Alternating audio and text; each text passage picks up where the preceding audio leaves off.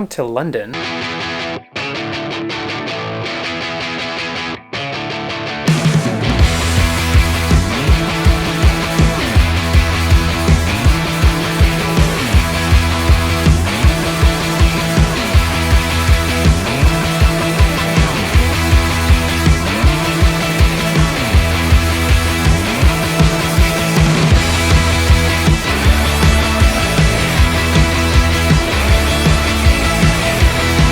This is my Airbnb. That's the bed. And this is where I'm staying, my Airbnb. It's actually a really nice spot. There's a church there. And my Airbnb is right here. Airbnb, tube station. Getting a coffee, got a coffee, drinking a coffee here at this place called Roasting. It's actually just down the street from my Airbnb. It's actually really good. So, you know, we gotta support local. That's the place right there. It's actually really good. I really recommend it if you're in this area of London, Pimlico area, Ramping Street, wherever we are. You know what I mean. But yeah, it's good. This is London, guys. Just exactly how you imagined it.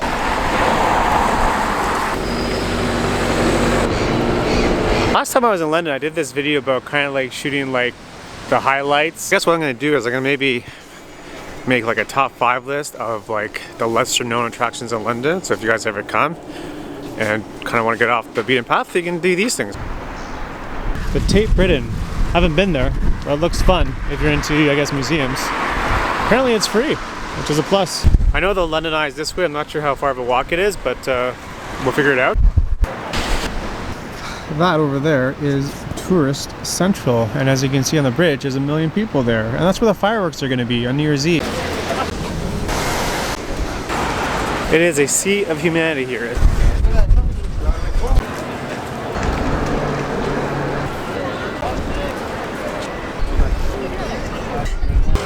Good morning, welcome to day 2 in London, currently at Canary Wharf. I had 2 big goals this year. One of the goals was to get a job making videos, which I accomplished. And the other goal was to take a trip, because I haven't been on a trip since, you know, August of 2019. One of the great things about living in 2022, almost 2023, is that you can ask Mr. Google on hidden gems of London, and I found one. It's called the Painted Hall in Greenwich.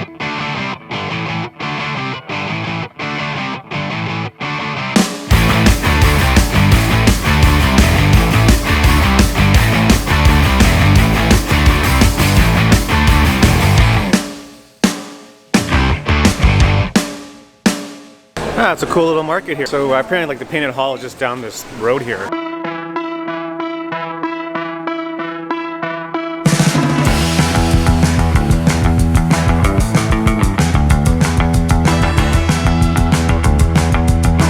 Okay, that was Painted Hall in Old Royal Navy College. My official recommendation is go check it out. It's worth it.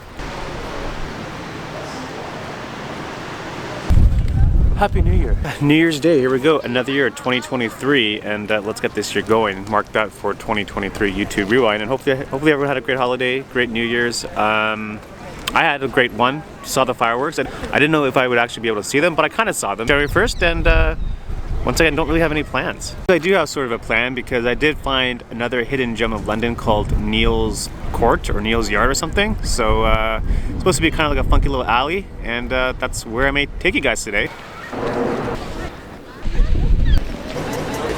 The New Year's Day parade. Great timing.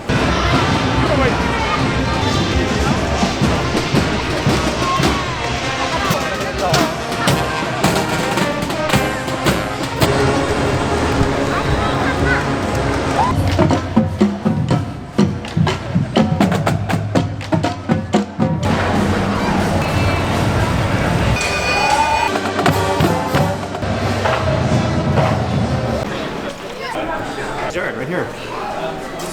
Welcome to Neil's Yard, one of the hidden gems of London, according to Google.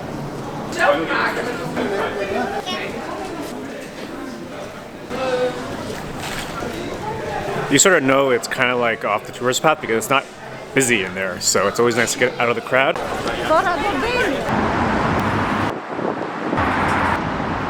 I first started the day going to Little Venice in London, and it was alright, but I'm not sure if it was like super interesting.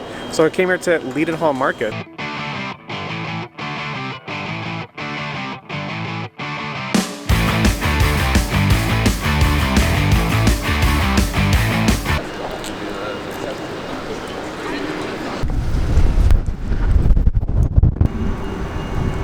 So I kind of wandered my way around this area beside the Gherkin. It's actually really cool, a lot of cool architecture. Kind of reminds me of like the financial district in Toronto. Also, I think it's kind of like a normal work day, so people are at work, actually working, and I feel for you guys. But hey, it kind of makes for some cool street shots. Well, took you guys down to Spitalfields, which is home of Jack the Ripper, so that's reassuring. Might take you to Shoreditch because it's kind of like the hipster town of London, which I think is close to here. I saw a sign, so maybe we'll take you there. And if you're still watching this video, you're my hero. So when I was in London in 2017 or something like that, I came to Shoreditch, but I wasn't vlogging then. So now you get to see it. So this place over here is the spot to go to when you're in Shoreditch. And I'm gonna try to get one because if you don't get one, then you haven't been to Shoreditch yet. There's also this one too, but it's not as busy as that one. So I guess that one's better.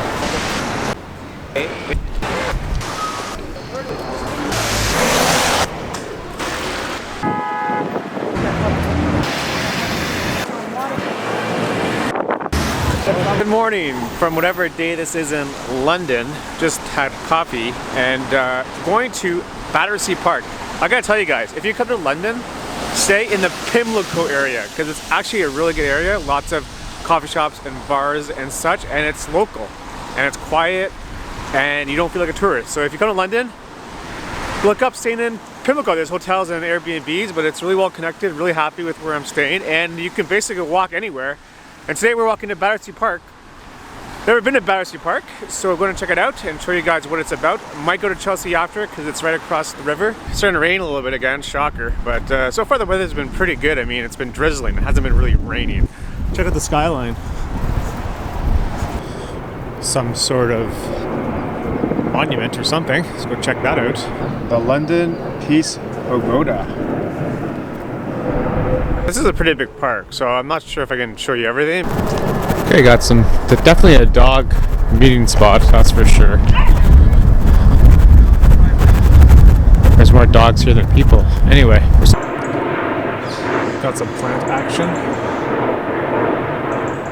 Yeah, if I knew more about plants, I would explain it to you guys, but I don't. So there you have it. Plants, dogs.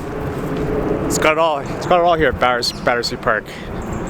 Why is it called Battersea? I wish I also knew history too, but I don't really know much except for, you know, walking and talking to a camera. Well, that's pretty funky. I don't know what that is, but that's a funky thing.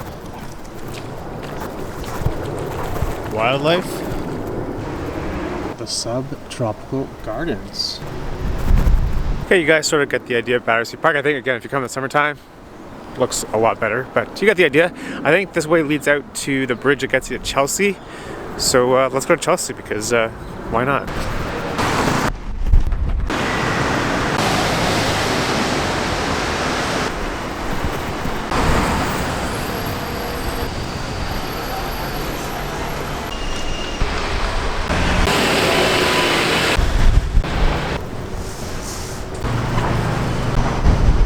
When in London, you gotta go to at least a football match or see a stadium, right? The players do, as they will do tomorrow night. We play Manchester City here, walk through the tunnel into the dugout areas before we finish the tour.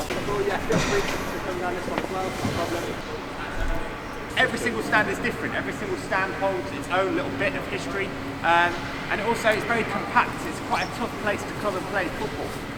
Football pitches are not the same size throughout the world. They have a minimum and a maximum requirement.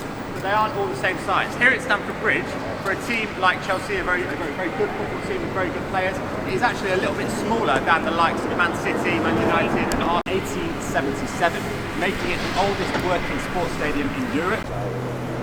And it's about to happen, and then after the game, normally the away manager will come in first, and then the home manager, Graham Potter, will come in and they will give their reflections on the game. So tomorrow night, less than 48 hours away, a very upset Pep Guardiola will be sat here talking about how his team have just lost 5-0 at home of the club world champions. Fingers crossed. Who's confident about that?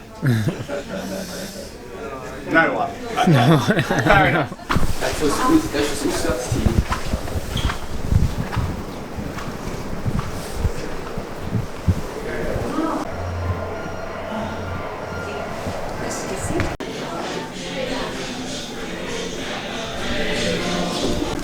Obviously it's very, very different to the away. a little bit nicer, a little bit bigger. So down the years, John Terry introduced a system where players would sit in language groups. So over here is mostly academy graduates, but mostly English speakers. In the middle is traditionally sort of French, Spanish speakers. Know they need to start getting ready, to start making their way into the tunnel. It's very, very strict these days because of TV. And so some very famous managers and players on both sides.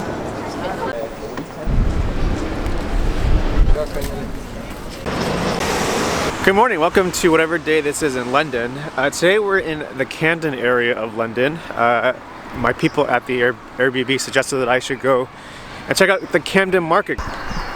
Whenever there's no markers on the road to tell you which way to look, I always get confused. About which way to look. So this is Regent's Park, which is a park, shocker, and it's big. That's Regent's Park. And Primrose Hill is right here, which is a nice view of the city skyline, so that's where we're gonna go.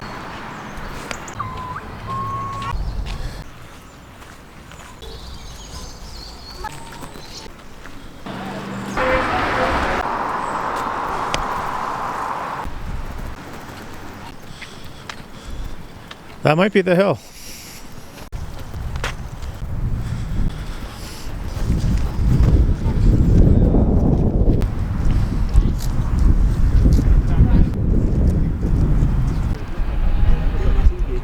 Well, the view's worth it, so definitely I recommend Primrose Hill if you're in London. It's a good view, and now off to Camden Market.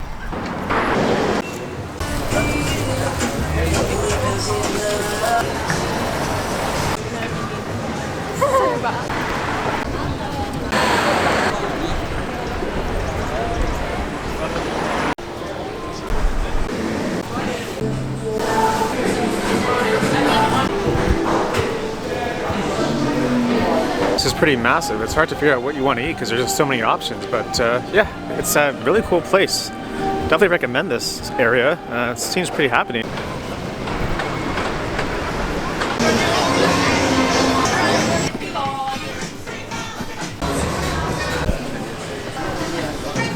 So anyway, you come down by the locks here and like there's no one around, so it's a real nice just different change of pace from the hustle bustle of the market. So if you're looking to just chillax, come by the water. Primrose Hill is that way. London Zoo, Little Venice. Yeah, we're close to Little Venice, where it was the other day. It was raining.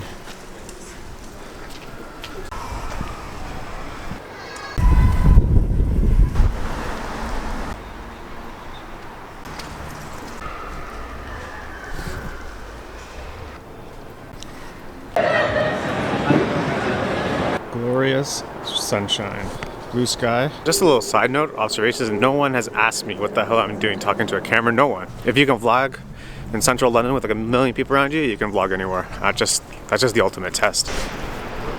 This place here has really good craft beer, and also good burgers. And apologies for not making these videos as good as they can be, just wanted to balance everything, but I don't know, I did my best and hopefully you enjoyed them. I enjoyed making them, it was a lot of fun. I need to make more travel videos this year. I think I need to do more travel this year. Hopefully.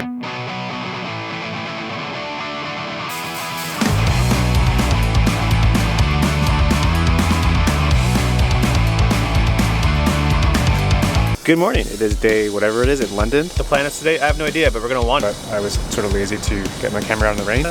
Happy to be back in London. And is to go do, well, I'm already here. If you're into fun, definitely a place to check out. It's refueled with some crepes, and so that's interesting. I'm not sure what the moon thing's about, but it's there. Kind of wandering around now. I'm not sure exactly where I'm going, but I'm sure we'll figure it out. Put your camera up.